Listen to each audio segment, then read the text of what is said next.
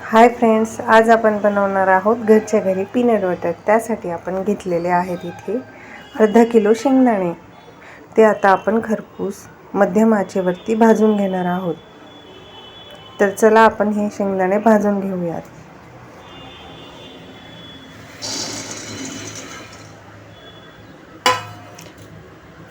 मी इथे गॅसवरती लोखंडी कढई तापवलेली आहे आणि आता मी मध्यम आचेवर शेंगदाणे भाजून घेत आहे।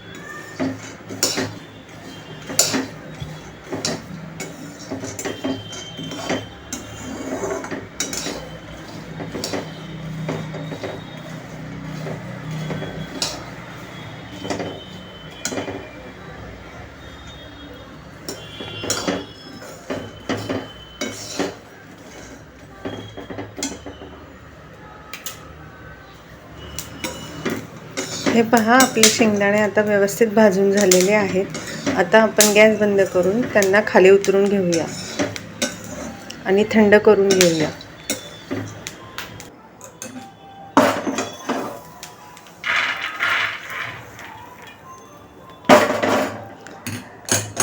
आता आपण हे शेंगदाणे थंड करून ह्याची साल काढून घ्यायची आहे। आपण हे शेंगदाणे आता थंड करायला ठेवत आहे। आता आपण अशा प्रकारे शेंगदाण्याच्या साली काढून घेऊयात। सगळ्या शेंगदाण्यांच्या पूर्ण साली काढून घ्यायच्या आहेत आपल्याला, अशा प्रकारे चोळून।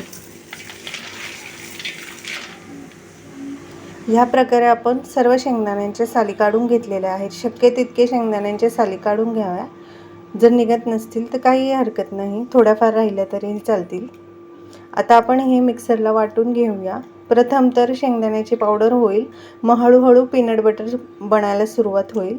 तर मी तुम्हाला दाखवते आता कसं करायचं आहे ते। आपण मिक्सरच्या भांड्यामध्ये शेंगदाणे घेतले आहे, आता आपण त्यांना दळून घेऊया पीनट बटरसाठी। हाय फ्रेंड्स, तर आपण आपलं पीनट बटर आता मिक्सरला लावून घेत आहे आणि बारीक करून घेत आहे। तर आपल्याला हे पीनट बटर 5-5 मिनिटं थांबून चालू बंद करूनच वाटून घ्यायचं आहे, अन्यथा मिक्सर गरम होऊ शकतो आणि पीनट बटर आपल्याला सारखं वारंवार मिक्स करावं लागतं। त्यामुळे मी पीनट बटर बंद चालू करून तुम्हाला वाटून दाखवते।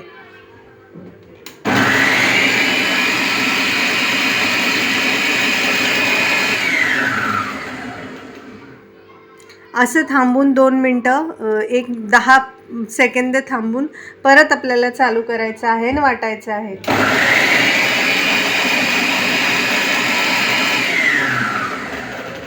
तर फ्रेंड्स, अशा प्रकारे मी सगळं पीनट बटर वाटून घेत आहे। इथे मी मोठ्या भांड्यात पीनट बटर वाटून घेत आहे, शेंगदाणे वाटून घेत आहे। तर प्रथम अशी शेंगदाण्याची पावडर होते, मग हळूहळू पीनट बटर बनायला सुरुवात होते। तर ह्याच्यात एक चुटकी मीठ टाकून घेऊया।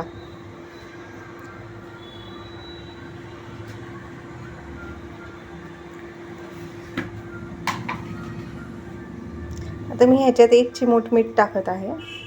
आता आपण हे परत मिक्सरला लावून वाटून घेऊयात। आमच्या घरी गोड पीनट बटर आवडतं, तर मी ह्याच्यात थोडीशी पावडर केलेली साखर टाकत आहे, 1.5 चमचा। आता आपण हे परत मिक्सरला लावून वाटून घेऊया। आता आपण ह्याच्यामध्ये 1 चमचा खाण्याचं तेल टाकून घेत आहे। तुम्ही कुठल्याही प्रकारचं तेल वापरू शकता, फक्त मोहरीचं तेल वापरू नका। शक्य झाल्यास सनफ्लॉवर ऑइलच वापरावे।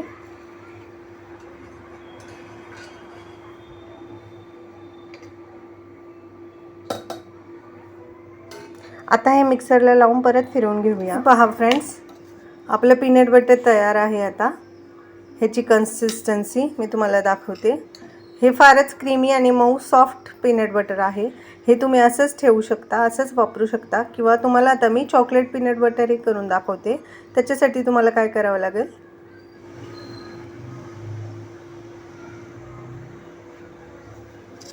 आता ह्या चॉकलेट पीनट बटरसाठी आपण ह्या पीनट बटरमध्ये 2 चमचे चॉकलेटची पावडर टाकून घेऊया।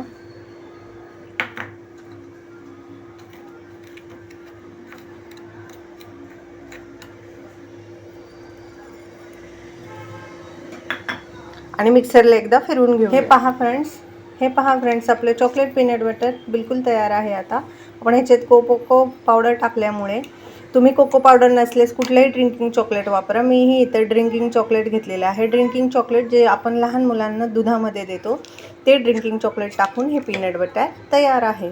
हे आहे चोको पीनट बटर. हे पहा, मी पीनट बटर या जारमध्ये काढून ठेवलेलं आहे. हे तुम्ही एअरटाईट कंटेनरमध्ये ठेवू शकता. हे आरामशीर 1 महिना राहतं. ह्याला काहीही करायची, ह्याच्यात फक्त ओला चमचा घालू नका म्हणजे पीनट बटर खराब होणार नाही. हे तुम्ही असं एअरटाईट डब्यामध्ये ठेवू शकता. आपलं घरगुती पीनट बटर चोकोवालं तयार आहे. हे पहा फ्रेंड्स, आपलं चॉकलेट पीनट बटर आणि प्लेन पीनट बटर हे दोन्ही प्रकारचे पीनट बटर आपले तयार आहेत. अर्धा किलो शेंगदाण्यापासून एवढं पीनट बटर तयार आहे. हे आहे चॉकलेटवालं आणि आहे प्लेनवालं.